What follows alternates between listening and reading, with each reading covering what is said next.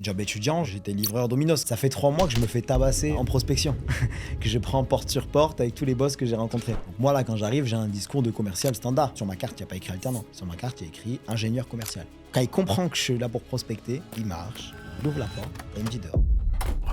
Mais pour l'ego, c'est terrible ça à 22 Ah ans. bah moi je sors, hein. Je suis allé, je me suis assis au McDo, j'ai commencé à réfléchir un peu parce que là, c'était dur. Aujourd'hui, on reçoit Annès. Merci d'être là, Annès, parce que tu as un parcours multicasquette. J'avais hâte de te rencontrer. Donc, l'idée, ça va être très simple. C'est qu'on plonge dans ton parcours, qu'on puisse comprendre d'où tu viens, qu'est-ce que tu fais maintenant et quelles sont tes ambitions pour les prochaines années. Si tu devais te présenter à un pote, tu te présenterais comment? Alors déjà, très content d'être là, Noam. Ravi d'être ton premier invité. Et puis, si je devais me présenter à un pote, je commencerai par parler un peu de ma vie perso. Et puis, je dirais que je m'appelle Annès, que j'ai 26 ans, que j'habite à Montpellier, que je suis jeune papa et que, accessoirement, je suis aussi banquier. Banquier à Montpellier, dans cette ville où j'ai grandi et où j'ai fait mes études. Bon, on va y revenir, ça tombe bien. 26 ans, c'est jeune. Ton parcours, il est, comme j'ai dit tout à l'heure, plein de rebondissements, plein d'aventures. Donc, on va le découvrir ensemble. Moi, ce qui m'intéresse, c'est le Annès quand il était petit. J'aime bien commencer par ça. Donc, raconte-nous un peu comment tu as grandi, d'où tu viens, dans quel environnement tu as évolué. Alors, moi, j'ai grandi à Montpellier. Grandi à Montpellier, dans une famille de 4 enfants. Je suis l'aîné.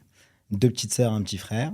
Mhm. Un peu d'écart avec la deuxième, 5 ans. Et puis après, ils se sont un peu enchaînés. Donc, ils sont relativement proches en termes d'âge. Et du coup, maintenant, ils sont assez proches. Donc, j'ai grandi à Montpellier, collège privé, catholique, à Montpellier. Rien de particulier, élève standard, hein, moyen. On va y revenir sur ça. On va y revenir. Ni particulièrement, Parce ni... que là, ni- tu as la chemise, tu as les chaussures pointues, le pantalon, Ouais. le costume. On va y revenir. Ouais, il s'en est passé. Non, élève standard, lycée sur Montpellier également. Plutôt une famille modeste ou... Ouais, famille normale, Ok. franchement, famille normale. Mon père est prof. Ma mère bosse dans les associations. Donc, elle a toujours été, elle, plutôt associatif. Et donc, voilà, famille de la classe moyenne, quoi. Ok.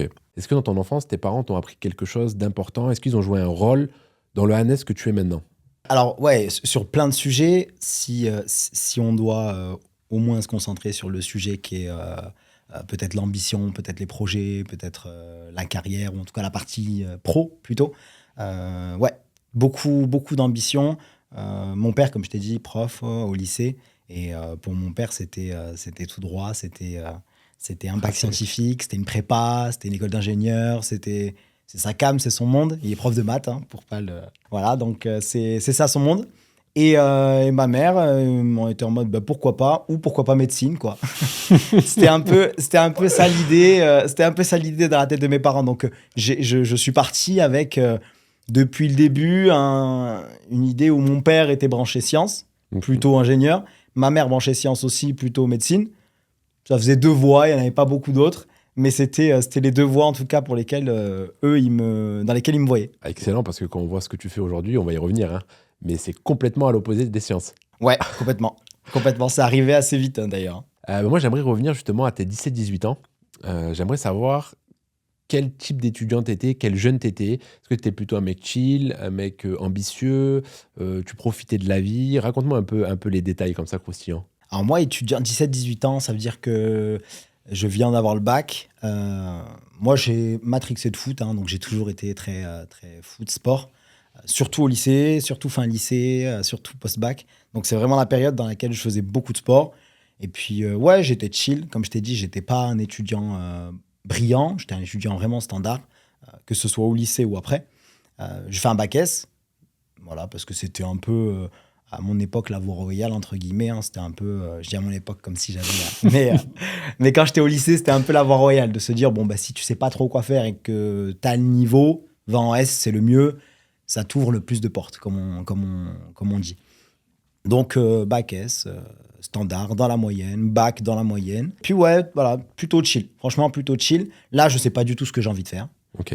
Là, je mets le doigt dans un bac S qui me plaît pas spécialement. C'est toi qui voulais le faire ou c'est tes parents qui t'ont poussé à le faire? Parce que souvent, on a cette impulsion des parents qui vient te dire, OK, pour toi, le meilleur, c'est le bac S. Et vu qu'on est jeune, on a tendance un petit peu à les écouter. Alors moi, mes parents m'ont dit que pour moi, le meilleur était le bac S. Et j'ai toujours été d'accord avec eux. Et encore aujourd'hui, Très content d'avoir fait un bac S. Même quand j'ai changé complètement de voie et de domaine, j'étais très content d'avoir fait un bac S parce que ça reste que ça donne un peu il y a un niveau un peu d'exigence quand même au lycée en bac S qui peut être peut-être un peu plus élevé que dans d'autres filières. Donc non, j'étais assez d'accord avec eux. Leurs arguments en plus étaient assez valables donc, et pertinents. Donc non, je suis d'accord avec eux. Ils sont convaincants, les parents. Ouais, ils sont convaincants. Ils ont eu raison. Pour le coup, ils ont eu raison. Ok. Dans ce cycle-là, on parle beaucoup d'avenir, que ce soit les conseils d'orientation, même tes parents, même parfois tes frères et sœurs si tu en as des grands. Toi, tu le voyais comment quand on parlait d'avenir? Est-ce que c'est quelque chose qui te faisait peur, te stresser, ou tu avais déjà une voie tracée comme un bon nombre de personnes? Non, pas du tout. J'avais pas du tout de voie tracée, puisque comme je t'ai dit, assez vite, je me suis rendu compte que la prépa, école d'ingé, c'était pas mon délire. Parce que je tenais pas suffisamment en place pour être ingénieur et j'étais pas assez pointilleux pour être ingénieur. La médecine, petite anecdote, je pense en 4e, on dissèque une souris. Je sors de cours d'SVT, je vomis. Et je me rappelle que ma mère vient me chercher au collège. Donc je suis au collège, elle vient me chercher au collège. Elle me dit, bon, bah, maintenant on sait que tu seras pas médecin. Déjà, les deux grands domaines vers lesquels on me prédestinait, j'allais pas y aller. Et du coup, après, ça a été en toute transparence roue libre. C'est-à-dire que je fais le lycée en me disant, je fais un bac S et puis je verrai ce que je fais. Et puis, j'aimais pas du tout la bio, comme je te l'ai dit, j'aimais pas du tout la SVT. Donc je pars en sciences d'ingénieur, pour le plus grand plaisir de mon père, tout en sachant que je ne veux pas du tout faire ingénieur. Mais je fais tout un lycée en me disant, on verra. Qu'est-ce que je fais plus tard? Je fais ma seconde, je passe en première S, sciences d'ingénieur. On verra ce que je fais en terminale. Donc là, si je comprends bien, tu fais des études sans te préoccuper vraiment de ton avenir. Tu te dis, OK, je sais pas quoi faire, mais la voie qu'on me propose, qu'on me suggère, c'est pour moi, même si je ne sais pas quoi faire, la meilleure. C'est un peu ça. Okay. Mais comme, je pense, 9 étudiants sur 10, quoi. 9 étudiants sur 10. Oh, oui. Au lycée... je sais même pas si on dit étudiant au lycée. Élève. Ouais, 9 élèves sur 10, en fait, quand tu es au lycée, on te donne une voie, on te dit que c'est la meilleure voie possible. En général, tu fais confiance à tes parents, à ton entourage. Et puis tu y vas et tu réfléchis au fur et à mesure, en fait. Tu connais rien, en fait, à cet âge-là. Tu connais rien. Tu sais pas un peu... Tu connais aucun métier. T'as jamais rencontré un pro. T'as jamais rencontré un entrepreneur. T'as jamais rencontré un chef d'entreprise. Donc, en fait, tu te bases sur les seules personnes dans ton entourage qui ont vu le monde d'après. C'était pas. Ultra vrai ce que tu dis, parce que t'as personne qui peut t'aider, personne qui peut t'aiguiller, et on va pas se le cacher, je devrais pas dire ça mais je vais le dire, les conseillères d'orientation, c'est pas les meilleures conseillères, quoi. Pour savoir ce que tu veux faire, compliqué quand t'as jamais fait de métier, de conseiller ou d'aider un étudiant ou un élève à choisir sa voie, quoi. C'est clair. Intéressant, mais justement je vais revenir après ton bac, parce que là ça y est c'est le moment, t'as eu ton bac, tu as eu combien d'ailleurs? 11. Ah oui, c'est vraiment juste à la moyenne. Ah oui, clairement. C'est juste à la moyenne. Clairement. Donc là, ça y est, t'es dos au mur. Tu dois prendre une décision, du coup. Comment ça se passe dans ta tête? Comment tu le réfléchis? Alors, on est un tout petit peu avant le bac. On est au mois de février, je dirais. Le bac, c'est au mois de mai, un truc comme ça. Et on est au mois de février, je ne sais pas encore ce que je vais faire. Là, tout le monde commence un peu à paniquer. À cette époque, c'est Parcoursup. Ou APB, je sais plus. APB, ouais. APB. À cette époque, c'est APB, ouais. Et je sais pas du tout ce que je veux faire. Je sais pas du tout ce que je vais mettre comme vœu dedans. Et puis, je passe, et vraiment, je passe devant une école devant laquelle je suis passé à peu près toute ma vie parce que c'est dans le secteur où j'ai grandi. Donc, c'est à Celle-Neuve. Et je passe devant MBS. Et moi, j'ai passé toute ma vie à passer devant cette école sans savoir vraiment ce que c'était. Je voyais plein d'étudiants rentrer, sortir. De beaucoup de nationalités différentes, c'est un truc que j'avais remarqué assez vite, mais sans jamais trop m'y attarder. Il y avait écrit juste Business School en gros dessus, mais pas plus. On est au mois de février, je sais pas du tout ce que je vais faire, c'est un peu la panique à bord pour tout le monde. Et puis je rentre du lycée, je me dis tiens, je vais rentrer voir ce qui s'y passe. Et je rentre. Je rentre en plein milieu d'après-midi, je vais à l'accueil et je dis bon bah bonjour, qu'est-ce que vous faites ici? Je sais pas trop ce que vous faites, donc j'aimerais bien parler avec quelqu'un, je suis en terminale, voilà. Oui, bien sûr, adorable. Et on me met tout de suite dans le bureau de quelqu'un, je sais même pas comment on appelle ça, une consultante. On me met dans le bureau de quelqu'un qui m'explique un peu c'est quoi l'école. Je te coupe 2 secondes parce que c'est vrai qu'MBS, pour ceux qui vont nous regarder, Montpellier Business School, qui fait partie du top 10, mais on va y revenir, du top 10 des grandes écoles de commerce de mémoire, ils sont dans le classement. Ouais, 10, à cette époque, ils étaient dans le top 10. Je crois que maintenant, c'est top 15. Je crois que là, c'est top 15, mais ouais, exactement. Okay. Donc, je te coupe. Donc, tu rentres. Donc je rentre, on me met dans ce bureau, et puis bon, bah voilà, moi j'ai 17 ans.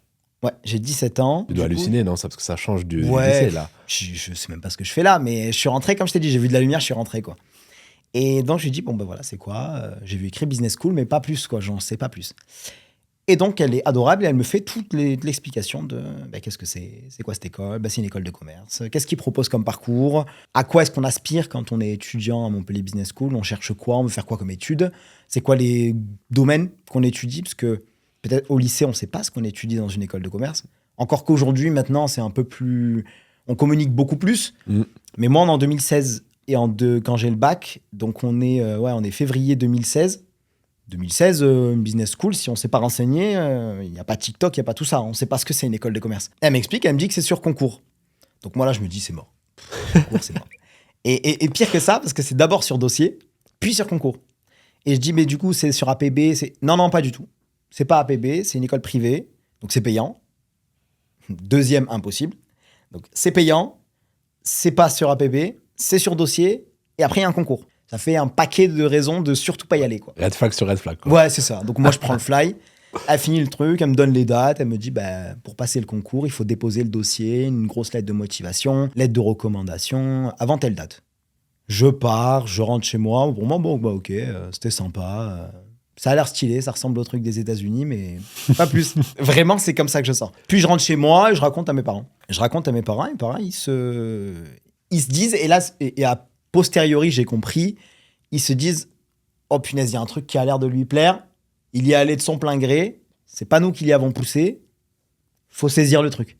Parce que c'est quand même un truc de fou. Parce que là, de ce que je comprends, tu passes d'un potentiel parcours d'ingénieur ou de médecin, même si on l'avait un peu écarté. Et que j'étais très loin d'avoir le niveau, Ouais. en tout cas l'envie de travailler à ce niveau-là, en toute transparence. Et de là, tu passes à une business school, donc c'est-à-dire dans le commerce, dans le management, dans la gestion. Ouais. Comment c'est possible de... Donc, t'es vraiment juste passé devant et tu t'es dit, oh, j'ai juste regardé et au final, ça t'a plu? En fait, moi, j'avais un tempérament quand même, j'ai un tempérament plus contact humain. Mhm. Donc, dans ma tête, je parle du moi quand j'ai 17 ans. Mais dans ma tête, un médecin, il voit que des trucs dégueux toute la journée, des malades. Donc, ça me donne pas du tout envie. En plus de ça, je crains un peu le sang et les trucs comme ça. Donc, compliqué. Et en plus, les études, trop dures. Tous les gens que je connais qui y sont allés, ils ont galéré, ils ont perdu leurs cheveux. Ouais, c'est clair. Donc, ça me donne pas du tout envie d'y aller. Et puis, école d'ingé, je vois les ingénieurs, je vois le monde de l'ingénierie et ça me donne pas du tout envie. Et le business, ça parle à tout le monde en fait. Ça parle à tout le monde, c'est humain, c'est du contact, c'est de la négo, c'est du commerce, on discute, on négocie, ils ont des costards, ils sont bien payés. C'est quand même ça dans la tête des gens. Et dans ma tête, du coup, à ce moment-là. Donc je me dis, business school, ça fait truc des États-Unis, ça fait truc où si t'arrives à sortir diplômé, t'es bien payé. En plus, tu sais très bien, dans les plaquettes des écoles de commerce, on te donne un peu les fourchettes de salaire garanties quasiment en sortie d'études, qui paraissent beaucoup moins dures qu'une école d'ingé et beaucoup moins longues que médecine. Donc vraiment, ça c'est à titre perso, la question elle est un peu égoïste. Mais qu'est-ce que tu te dis quand tu vois cette MBS-là? Tu te dis, c'est une grande école, je vais gagner beaucoup d'argent, je vais faire du business, je vais pouvoir être entrepreneur. Ou c'est juste, on y reviendra après, vraiment sur ton expérience à la MBS parce qu'elle est importante. Mais vraiment, qu'est-ce que tu te dis juste à première vue, après le rendez-vous, après les plaquettes, après tout ça? Est-ce que tu as eu des paillettes dans les yeux? Ouais, t'as des paillettes dans les yeux. Après, en toute transparence, je me dis rien sur l'avenir. Hein. Là, pareil, hein. Je me dis, ok, j'ai potentiellement 5 années à remplir avec quelque chose, parce que j'ai quand même toujours eu envie, c'est très paradoxal, mais de faire des longues études. Parce que j'ai été aussi biberonné à les longues études donnent de grandes chances pour avoir un bon métier plus tard. Des études courtes, si t'es pas dans un domaine ultra spécial, type tu te formes à un métier pas particulier, ça n'a pas d'intérêt, quoi. Pour moi, il fallait des longues études. Là, on me dit bachelor 3 ans, puis après, il y a le master 5 ans. On me dit, tu vas être bien payé après. Il en faut pas plus. Et on me dit, c'est une école qui est classée dans les 10 ou 15 premières en France. J'ai aucune idée d'il y a combien d'écoles en tout. Ça se trouve, il y avait 20 écoles dans le classement, tu vois. Mais j'ai aucune idée à ce moment-là de ce que ça veut dire. Mais j'ai 17 ans. Donc, en fait, tout ce que tu vas me raconter, je vais y croire. Je me suis pas complètement vautré parce que c'est quand même l'école qui avait un peu une réputation sur Montpellier. Et à cette époque, il y avait beaucoup moins d'écoles de commerce qu'aujourd'hui. Là, c'est hyper intéressant. J'aimerais revenir sur la réaction de tes parents. Mm. Parce qu'il y a beaucoup d'étudiants qui vont nous regarder, et même chez nous à Athena Business School, qui sont dépendants de leurs parents. C'est-à-dire que les parents ont une influence dans leur choix d'études. Mm. À tort ou à raison, peu importe. Mais comment tes parents ont réagi? Parce que prof de maths, dans les associations, il y a que tu sois ingénieur ou médecin, tu arrives, je vais faire un MBS, je vais faire une business school. Mes parents, ils sont branchés ambition. Ça veut dire qu'en fait, dans la tête de 90% de la population à cette époque aussi, c'est de se dire l'ambition, c'est être ingénieur ou être médecin. Enfin, c'est compliqué d'avoir. On peut se dire, il peut y avoir d'autres métiers, peut-être de la politique, peut-être. Je sais pas, mais en fait, mes parents, ils étaient branchés ambition, faire de longues études, faire des études qui vont te permettre de travailler derrière, parce que c'est bien beau aussi de faire des études dans un truc ultra niche. Si tu peux pas travailler, s'il n'y a pas de travail en local ou pas, c'est compliqué. Donc, c'était ça, en fait, derrière l'idée de médecin ou ingénieur, ça a toujours été ça, derrière l'idée. C'était, il faut quelque chose où tu vas pouvoir travailler derrière, te garantir un bon niveau de vie, et en même temps avoir une bonne place dans la société. Donc, mes parents, ils étaient plus branchés ambition. Et quand tu leur dis Montpellier Business School, eux, ils savent ce que c'est. Ils savent ce que c'est une école de commerce. Et ils savent que, d'ailleurs, à Montpellier, il n'y en a pas beaucoup. Et il y a surtout MBS. Et il suffit de taper sur Internet, ne serait-ce qu'à l'époque, Montpellier Business School, ça a bonne presse. Donc non, ils sont super chauds parce que un projet ambitieux. Parce que j'ai sauté l'étape pour à un moment donné, j'ai envie de faire coach sportif. Il y a un moment au lycée où je veux faire coach sportif. Il y a un moment où je veux faire journaliste sportif. Enfin, comme le seul truc que j'aimais, c'était le sport, j'étais en mode, autant joindre l'utile à l'agréable et faire du sport. Bon, j'ai pas gardé cette idée très longtemps. Mais si tu veux, la dernière fois que j'ai dit à mes parents que j'ai envie de faire un métier, c'était de leur dire je vais faire coach sportif ou prof de sport. Quand tu passes de ça à leur dire je vais faire une école de commerce, un master, tout ce que tu veux, ils sont en mode, comme je t'ai dit, ils se sont dit ok, c'est un truc bien, reconnu, des études longues et dans un truc qui a l'air de lui plaire, donc feu. Ultra intéressant, parce que de ce que je vois, c'est que tes parents t'ont poussé, en fait, ils voulaient juste que tu réussisses, peu importe la voie que tu choisisses au final. Exactement. Ok, intéressant. Mais du coup, j'aimerais rentrer un peu plus dans la profondeur, dans ton parcours en alternance. Tu vas nous expliquer. Donc, tu as passé les entretiens à MBS, tu as fait les concours. C'est bien passé d'ailleurs? Ouais, comme quoi. Oui. Il faut bien. Non, ouais, ça s'est bien passé. Grande surprise de tout le monde. Hein. Parce que déjà que le dossier passe, mon dossier passe.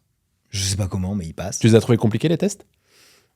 Alors, d'abord, c'est un dossier, à l'époque, en tout cas, c'était comme ça. C'est tu remets un dossier, il y a une grosse lettre de motivation, mais qui était bien faite parce qu'elle était articulée sur la base de questions, plutôt que juste pourquoi vous voulez rentrer à Montpellier Business School. C'était plein de questions. Je saurais pas te dire ce qu'il y avait, mais c'était orienté à chaque fois. Et du coup, ça te demandait quand même un petit travail d'écriture. Et on demandait des lettres de recommandation. Et mon prof de maths, de terminale, me fait une lettre de recommandation. Ouais. Il me fait une lettre de recommandation, à ma grande surprise. Et il me fait une super lettre de recommandation.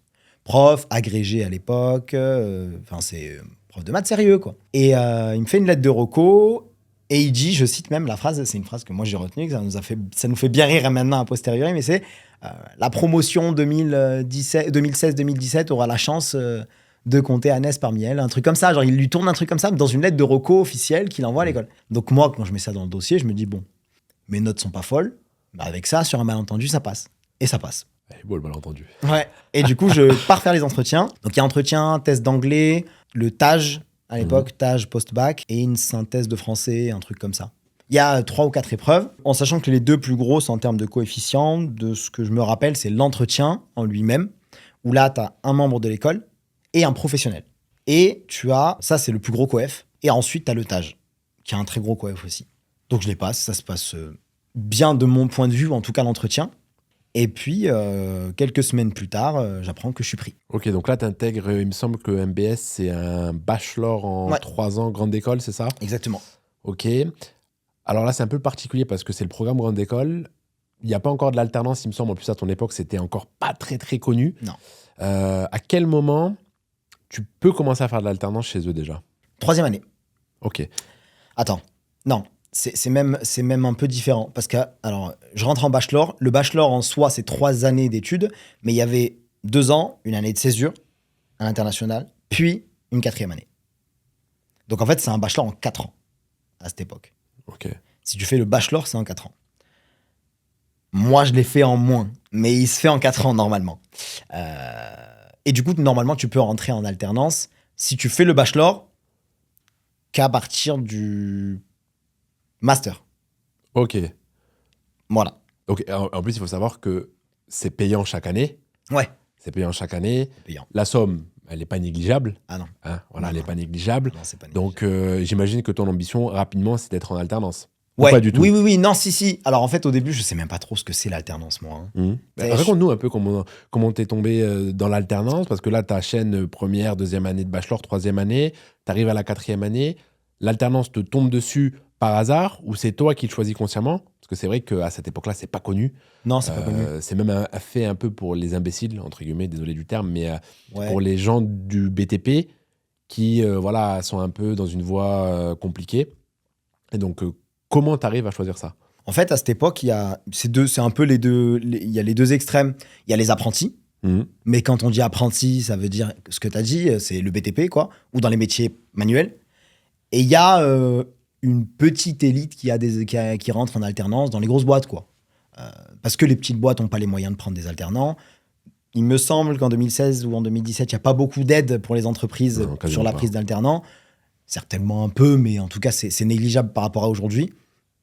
Donc, non, moi, quand je rentre en bachelor, pour moi, je rentre en école et puis on verra, quoi. Et puis on verra, et c'est en rentrant dans l'école que je comprends qu'il y a un truc qui s'appelle l'alternance à un moment donné et que je pourrais le faire.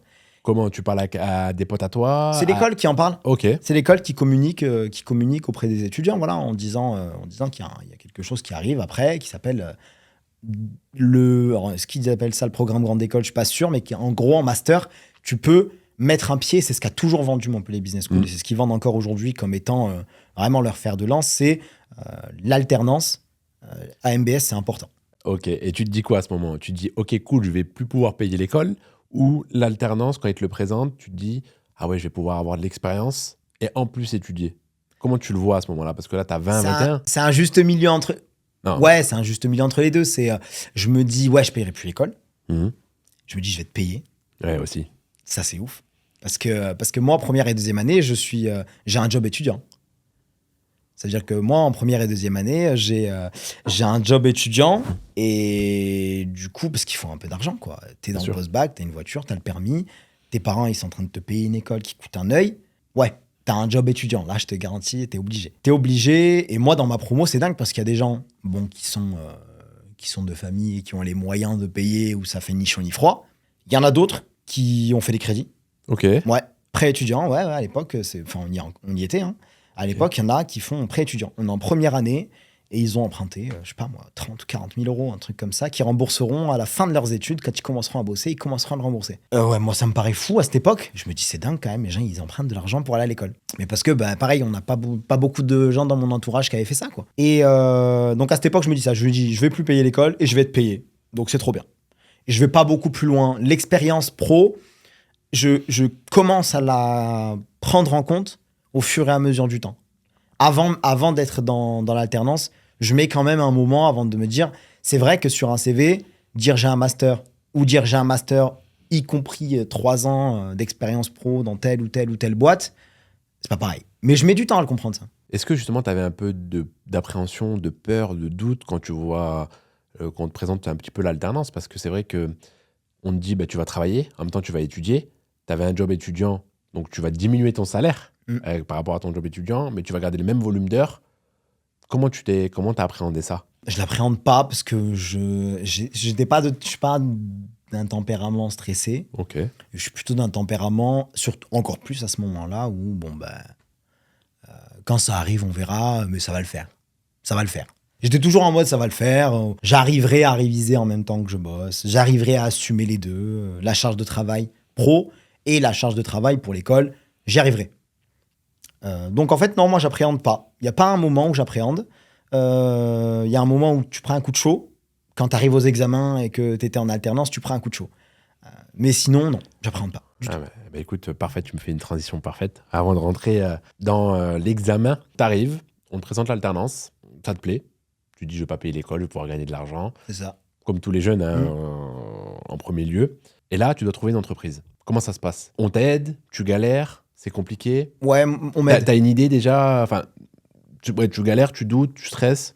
Non, j'ai pas trop eu le temps parce qu'en fait, gros coup de bol, ça me tombe un peu dessus. Relation en commun, de la famille, etc., qui fait que je rencontre mon futur employeur, en tout cas en alternance en 3e année. sur un moment un peu informel, quoi. Mhm. Et puis qui me dit qu'est-ce que tu fais et tout. Je suis chez MBS. Ah, ok, tout super. Il connaît. Déjà, il connaît. Ok. Il connaît, lui, son entreprise est à Nîmes. Donc, il connaît l'entreprise. Il connaît l'école, pardon. Et il me dit, ok, tout, qu'est-ce que tu fais? Voilà, je suis en 3e année. Là, je suis en 2e année et je cherche une entreprise, une alternance pour ma 3e année. Ok, tout, passe me voir au bureau, il me dit. Donc là, tu sens que tu as un petit privilège parce que tu viens d'MBS et de ta famille en plus, ou c'est Ouais. vraiment juste... Ouais, je sens qu'il se dit, c'est un étudiant d'une bonne école. S'il a réussi à rentrer, c'est qu'il ne doit pas être complètement débile. En toute transparence, ça s'arrête là dans ma tête. Je me dis, ok, c'est une école qui est connue, donc une entreprise. Si elle voit que tu es un étudiant d'une école connue, qui est bien classé, c'est que forcément, t'es pas mauvais. Ça va pas beaucoup plus loin à cette époque dans ma tête. Hein.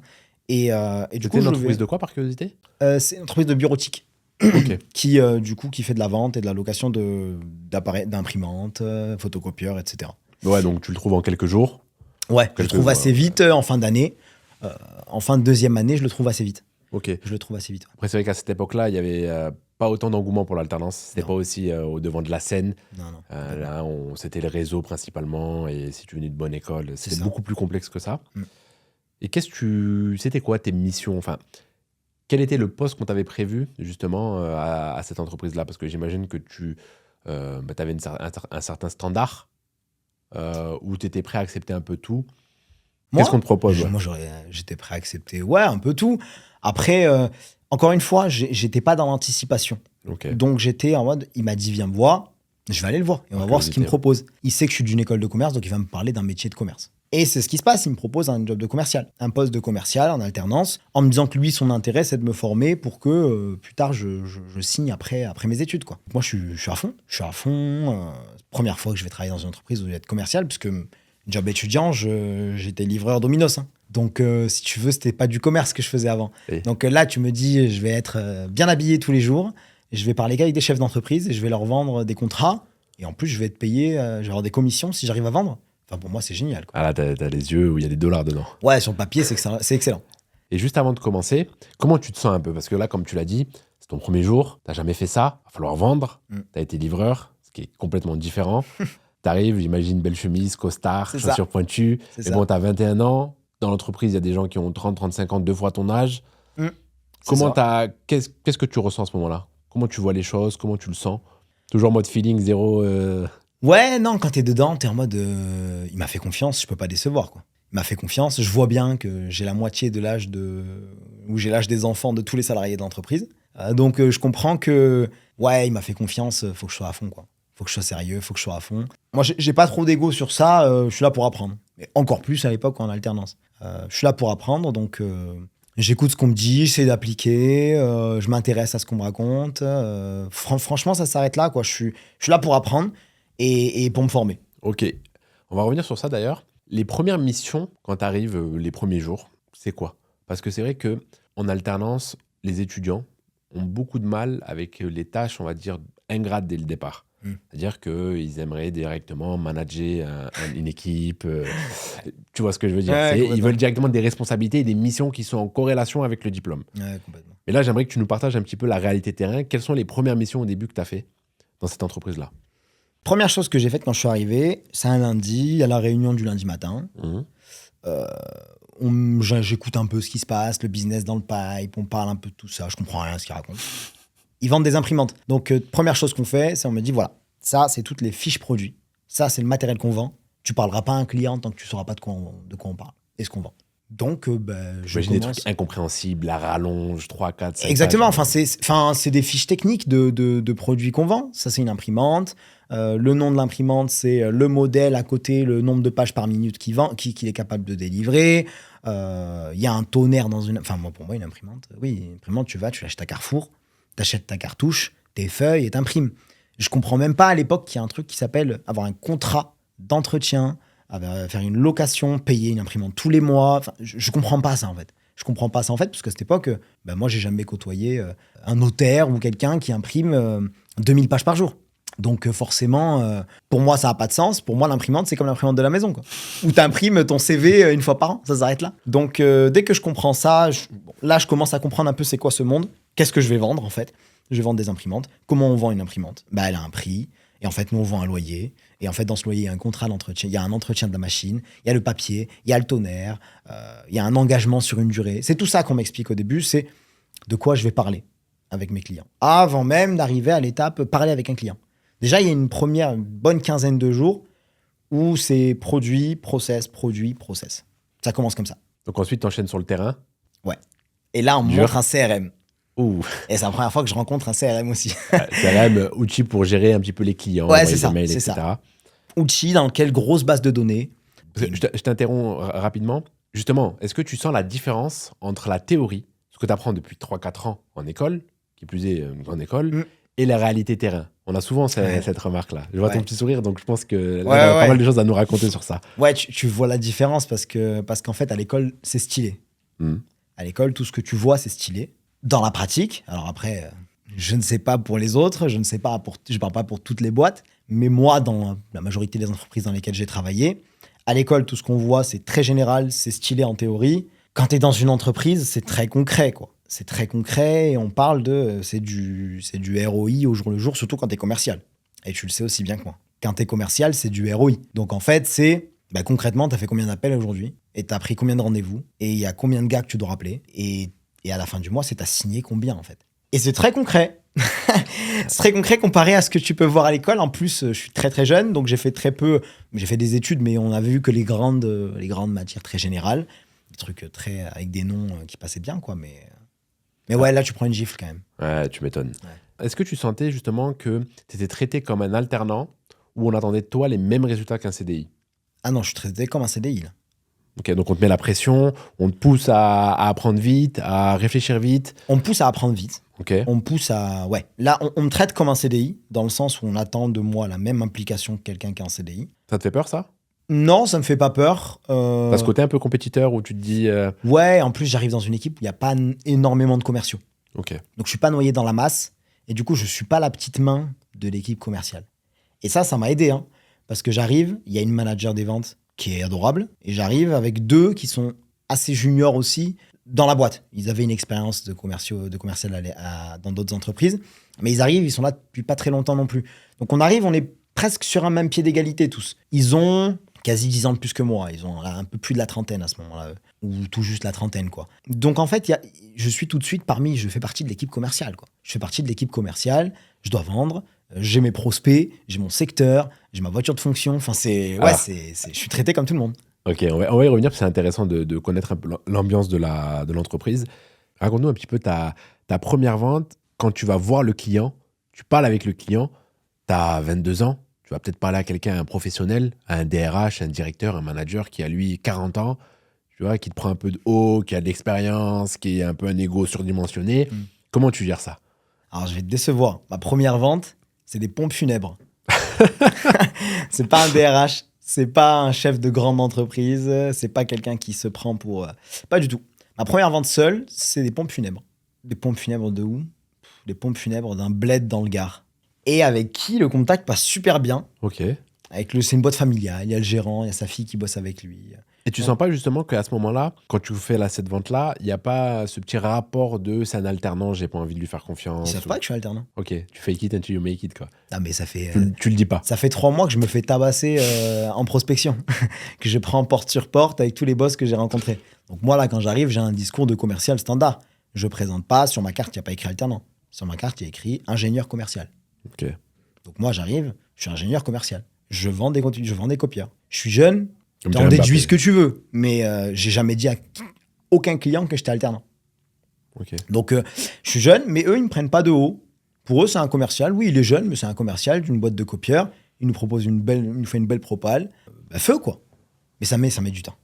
Et j'ai pris des portes avant, quand même. Surtout dans le métier de commercial, parce que tu as été livreur de Minos avant. Donc là, tu prenais pas de porte. Là, la porte, et là, on t'ouvrait, donc c'était plus simple. Mais là, justement, tu prends beaucoup de recales, j'imagine, comme tout bon commercial qui commence. Ouais. Parce qu'on voit l'argent qu'on peut gagner grâce à toutes les ventes, mais on voit pas toutes les portes. Tu faisais du phoning, de la prospection physique. Terrain. Ah ouais, terrain. Terrain dans le Gard. Je connais pas le Gard. J'y suis jamais allé. Je viens tout juste d'avoir mon permis. Je suis de Montpellier. Je n'ai pas beaucoup sorti de Montpellier. Donc j'arrive dans le Gard. Tout seul? Tout seul, tu vas faire de la prospection? Ah ouais, tout seul. Peut-être les premiers jours, je suis avec ma manager des ventes. Et après, Ton secteur, c'est ça. Eh ben, feu. Prépare ta pros. Donc, regarde sur le CRM toutes les entreprises de la zone que tu veux balayer. Et tu dois faire une bonne journée de pros. C'est entre 50 et 60 boîtes, porte à porte. Ah ouais, à 22 ans. Ah ouais, c'est dur. Sans expérience. C'est dur. Ouais, c'est Ouais, dur. et tu te mentalises comment à ce moment-là? Tu te dis. Bon, faut on le faire teste et on durer. verra. Hein. Ok. Je suis en mode on teste et on verra. J'ai fait avec ma manager. Elle a le bon discours. C'est une femme. Ça aide. Donc elle, ça avait l'air de passer bien, quoi. Expérimentée, connaissait son sujet, machin. Donc quand je prospectais avec elle, ça avait l'air de le faire, quoi. Ça avait l'air beaucoup plus facile. Quand je suis allé tout seul, c'était dur. Ouais, c'était dur. J'ai pris quand même, il y a une ou deux portes que j'ai pris. Tu Anecdote. dois avoir une petite anecdote. Ouais, il y en a une, elle est dure. Je toque, je rentre dans l'entreprise et en fait, c'est, tu sais, là, quand tu ouvres la porte et que tu es direct dans l'open space. Mhm. Il n'y a pas un couloir, un accueil, un machin. Il y a tout le monde. Et il y avait un homme debout et tout le monde, ça se voyait qu'ils étaient en train de discuter, quoi. Et puis je me présente, bonjour, oui, je vous écoute. Il me dit, je dis, ben voilà, Nes Boudounit, commercial, machin. Je fais mon truc. Et le mec marche vers moi et il ouvre la porte et il me dit dehors. Ça se Comme passe ça. comme ça. Quand il comprend que je suis là pour prospecter, il marche, il ouvre la porte et il me dit dehors. Mais pour l'ego, c'est terrible ça à 22 Ah ans. bah moi je sors. Hein. Bah ouais, tu peux pas faire grand chose là. Donc là je sors. Je me rappelle, je suis allé me poser au McDo après, hein, direct. Hein. Je me suis assis au McDo, j'ai commencé à réfléchir un peu parce que là c'était dur. Ah c'était dur. Ouais. Celle-là elle était dure. Il y en a eu 2-3 comme ça, mais celle-là c'était vraiment vraiment hard. Il y en a eu 2-3 qui étaient un peu plus soft, mais j'ai pris beaucoup de portes. Il n'y a aucun moment où tu t'es dit, franchement, je me fais chier pour rien. Ça sert à rien que je continue. Pourquoi j'arrête pas? Je vais aller juste prendre un petit taf tranquille, mon job étudiant, faire mon diplôme et puis. Tu basta, peux pas. quoi. Tu peux pas. Tu sais combien coûte l'école? Comment ça, un job étudiant? Mon job étudiant, il payait pas l'école. C'est mes parents qui payaient l'école. Moi, mon job étudiant, il me permettait de survivre et d'avoir un peu d'argent pour acheter ma voiture. Tu viens de rentrer, t'es en alternance, c'est la boîte qui paye. Même moi, j'avais une responsabilité. Enfin, quand même, je me sentais un peu redevable vis-à-vis de mon employeur. Il m'a pris, il m'a fait confiance. Mon boss a toujours été nickel avec moi. Non, il faut le faire, on fait, hein, c'est tout. T'es en alternance, t'as un job, t'es payé, tu payes ton école avec, t'as un diplôme à avoir, il te reste 1 an pour avoir ton bachelor, tu vas au bout. Tu détestes, c'est ton problème, tu tiens jusqu'à la fin et après tu signes pas un CDI, tu feras autre chose, si t'aimes pas. Mais tu vas au bout du truc. Donc je vais au bout. Et tu mets tu mets ton cerveau dans une boîte et tu continues. Hein. Tu continues. Mais c'est dur, c'est dur. C'est dur parce que tu fais des journées quand même. Moi, je sais, j'habite à Montpellier. Je refuse de prendre un appart à Nîmes parce que j'ai pas envie. Donc, je fais des allers-retours à Nîmes tous les jours. Au début en voiture. Puis après, je comprends ce que ça coûte de faire les allers-retours tous les jours en voiture. Essence, péage. Je commence à prendre le train. Ah bah ouais, là, t'as plus le choix. C'est impossible. Sinon, c'est impossible. Sinon, la moitié du mois, j'ai plus 1 euro. Impossible. Donc je pars en train. Et là, le train, bah ouais, là, tu pars en TER, faut aller de chez moi à la gare Saint-Roch, prendre le TER, t'arrives à la gare de Nîmes, et à Nîmes, t'as un bus, parce que c'est à Nîmes Ville Active, la boîte où je bossais, donc t'as un bus, t'as 20 minutes de bus. Je mets en gros 2 heures porte à porte, matin et soir. 3 semaines par mois, du coup, parce qu'il y a une semaine où je suis à l'école. 3 semaines par mois, je mets à peu près 2 heures matin, 2 heures soir, du lundi au vendredi, pour aller bosser. C'était long, en fait. C'était long, surtout. Tu fais des grosses journées. Mais est-ce que quelque part, c'est pas ce qui t'a forgé aussi? Parce que là, clairement, tu prends sur toi. Enfin, Ouais. tu prends sur toi, Ouais. tu te mentalises et tu te dis, OK, le plus important, c'est mon diplôme et cette expérience-là. Tu es prêt à venir en train, tu perds, c'est long, Ouais. tu prends des portes. Tu penses c'est ce qui t'a forgé? Ça, c'est sûr. Ça a affiné mon discours commercial. Ça, c'est une réalité. Parce que j'ai jamais parlé avec un chef d'entreprise, moi, avant. Hein. Mhm. J'ai parlé avec des gens qui commandent Domino's Pizza. Et mes profs. J'ai jamais parlé avec un patron d'une boîte. Là, je me retrouve à parler qu'avec des patrons. Donc déjà, pendant 1 an, tu parles qu'avec des patrons. Tu sens que tu grandis, non, à ce moment-là? Ouais, tu sens que ton discours, tu sens que ta posture, elle change. Et tu vis-à-vis comprends d'eux des aussi. choses aussi, j'imagine. Ouais, tu vois commences la à vie. comprendre plein de trucs, comment ils fonctionnent, les salariés, les coûts. Enfin, ça n'existe pas tout ça avant. Ça n'existe pas quand tu es étudiant, le coût, combien coûte un. Ça n'a aucun sens.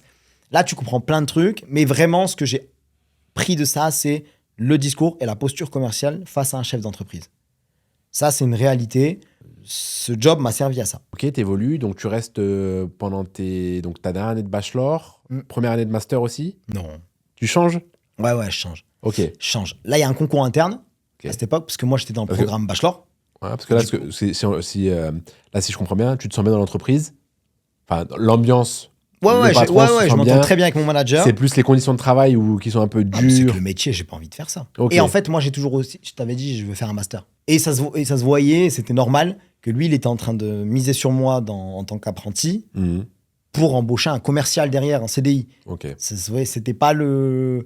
À cette époque, c'était pas le discours de on prend des alternants pour prendre des alternants. Mm. Donc, il te prend pour te former 1 an et après, tu signes. T'es pas obligé de signer. Mais c'était ça, là, un peu le deal, quoi. Le deal moral, c'était après, si tu continues, c'est pour aller en CDI. Et j'avais envie de continuer mes études. Je voulais faire un master. Je voulais pas m'arrêter à un bac+3. J'avais pas envie. J'avais pas envie, donc là, alors, du coup, on a sauté une petite étape avant cette alternance-là. Je faisais pendant les vacances scolaires des jobs étudiants d'auxiliaire de vacances en banque. Ok. Quand j'étais en initiale, en Ok. bachelor, en initiale, avant l'alternance. Je l'ai fait 3-4 fois pendant les petites vacances, pendant l'été, etc. Et je mets le nez dans le monde de la banque comme ça. Et du coup, j'ai quelques petites lignes sur mon CV où il y a écrit banque BNP Paribas à cette époque.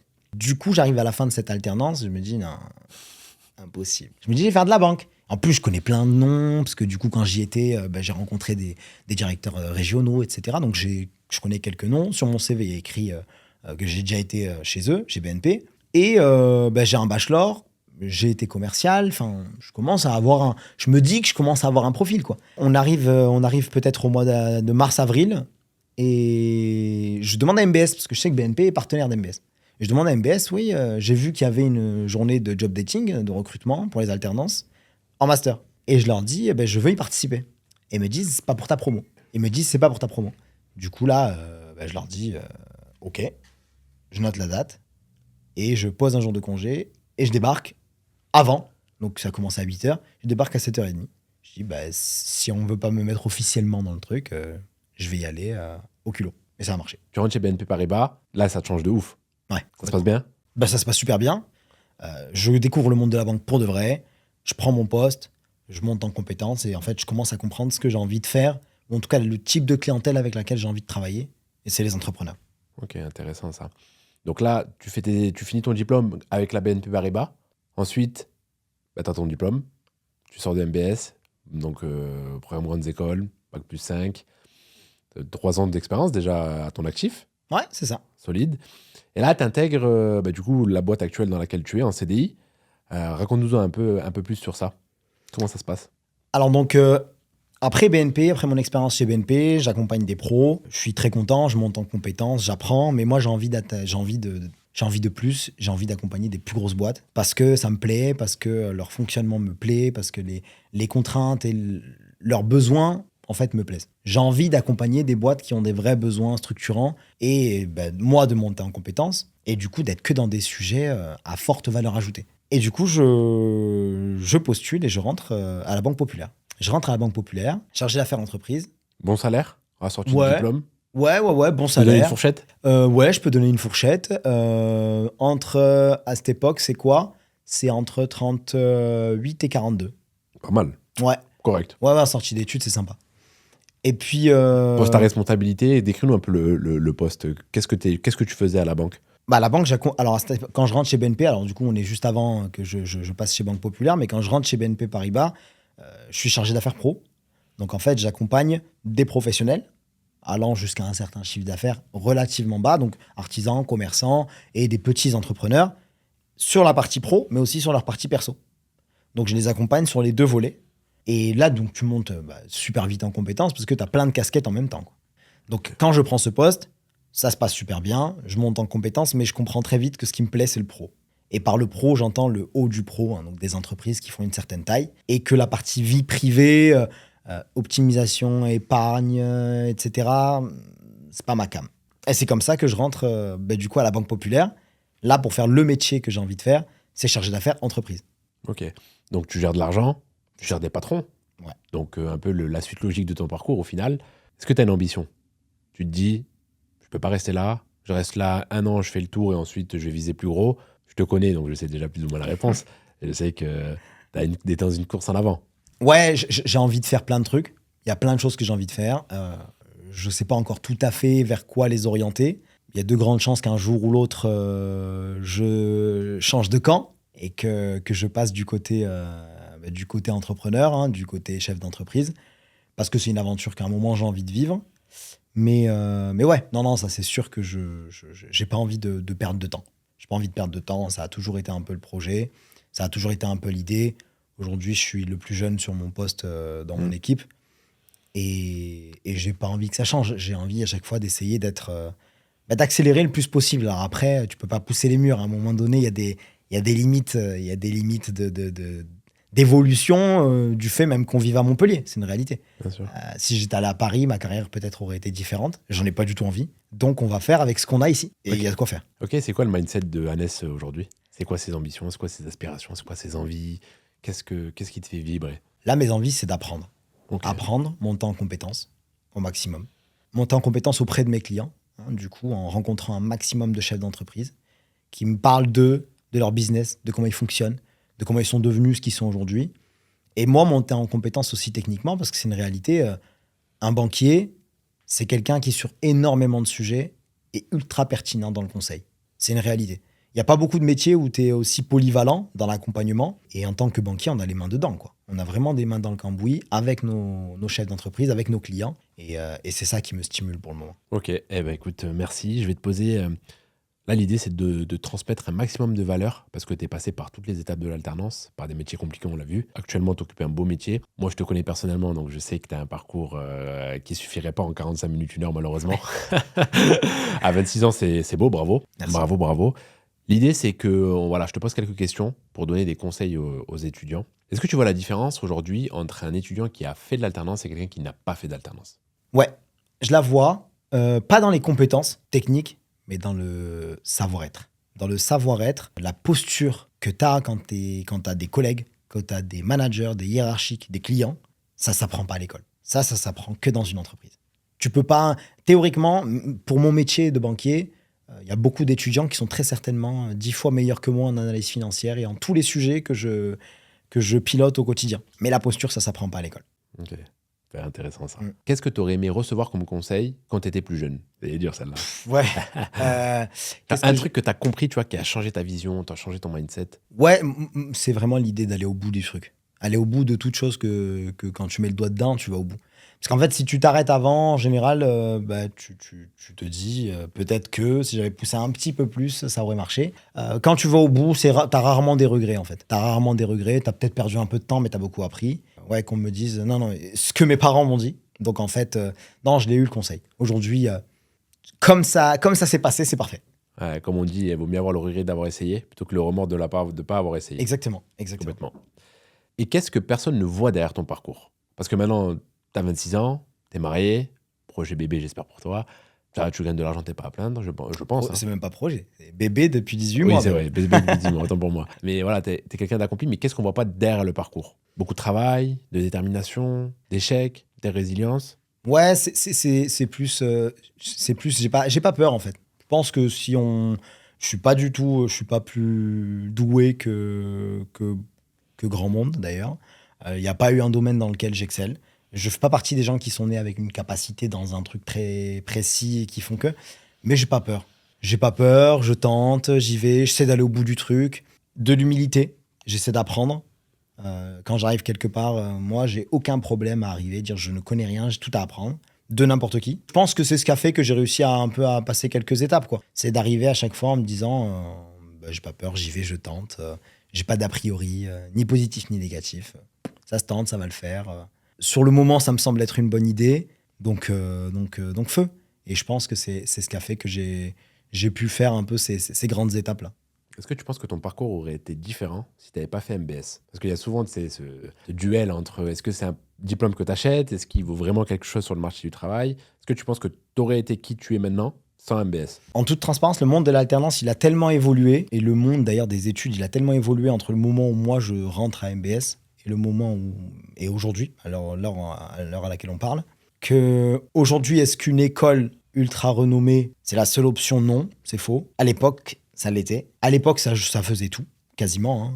Tu avais la carte de visite. Bon, au moment, c'est presque ce qu'on te vendait à l'école, quoi. Tu auras la carte de visite Montpellier Business School. Et ils ont raison. Je l'ai eu partout. À chaque fois que je suis rentré dans une boîte, c'est la carte de visite Montpellier Business School qui m'a fait rentrer. Aujourd'hui, un petit peu moins. Un petit peu moins parce que les entreprises ont compris qu'il n'y a pas que les grandes écoles qui forment de bons étudiants. Mais la marche est haute entre les bonnes écoles, les grandes écoles, et le reste, elle est haute. Il y a quelques écoles qui arrivent à se positionner au milieu, mais c'est difficile. C'est difficile. Il faut savoir dans quoi on va, en fait. Aujourd'hui, il n'y a plus aucune règle. En fonction de ton domaine, ton secteur d'activité, c'est du cas par cas. Pour moi, c'est du cas par cas. Et il faut aller parler avec les mecs qui sont dedans, quoi. Tu veux faire des études en ingé, il faut aller parler avec les ingés. Ok. Et si tu as... Alors, le dernier conseil, si tu as un jeune devant toi qui sort du bac, qui est complètement paumé, parce que là, à ton époque, il n'y avait pas l'information, maintenant, c'est tout autre. Il y a trop d'informations. Ouais. Quel conseil tu lui donnerais pour qu'il trouve sa voie et se dise « Ok, j'y vais ». Ou un autre conseil. Ouais. Il y a un bon moyen, c'est de dire qu'est-ce que je ne veux surtout pas faire. Qu'est-ce que je déteste. Moi, j'essaie de partir aujourd'hui un peu toutes les décisions professionnelles et c'est comme ça que je conseillerais un étudiant. Et on n'aura pas le temps d'en parler, mais j'ai été formateur pour des étudiants, pour des BTS, etc. Et moi, ce que je leur conseille, c'est de dire qu'est-ce que tu détestes. Est-ce que tu détestes être assis derrière un bureau ? Est-ce que tu détestes être dehors l'été et dehors l'hiver ? Est-ce que tu détestes aller rencontrer des clients ? Qu'est-ce que tu détestes ? Et en fait, avec la liste de ce que tu détestes, tu te rends compte qu'en fait, il y a énormément de choses qui restent une fois que tu as enlevé ce qu'ils détestent. Donc, à partir de là, tu n'as plus qu'à te dire, OK, dans tout ce que je déteste pas, qu'est-ce qui colle à mon secteur géographique ? Parce que c'est une réalité. Qu'est-ce qui colle à mes ambitions de salaire ? C'est une réalité. Et qu'est-ce qui colle à ma situation actuelle ? Ce que j'ai les capacités de faire et aussi ce que la vie va me permettre de faire. C'est pas tout le monde qui peut se permettre de faire de très longues études. Des papas et mamans, ils financent et ils suivent. Et il y en a qui doivent aller bosser tout de suite. Et en fait, commence par qu'est-ce que tu détestes, mets-le de côté, et après, tu vas te rendre compte qu'il y a beaucoup d'options. Eh ben, écoute, merci Ahnès, c'était très clair. Avec merci plaisir. pour ton partage de parcours, très inspirant. Merci à toi. Multicasquette qu'on n'a malheureusement pas eu le temps d'aborder, peut-être dans un autre podcast. Merci à toi d'être venu. Et j'espère que ton parcours, et j'en suis sûr, va inspirer des centaines de jeunes. Et comme je dis toujours, si ce podcast sert à changer la vie d'une personne, alors il est utile. C'est clair. Merci beaucoup Merci à pour toi, l'accueil. Et puis à bientôt. À bientôt.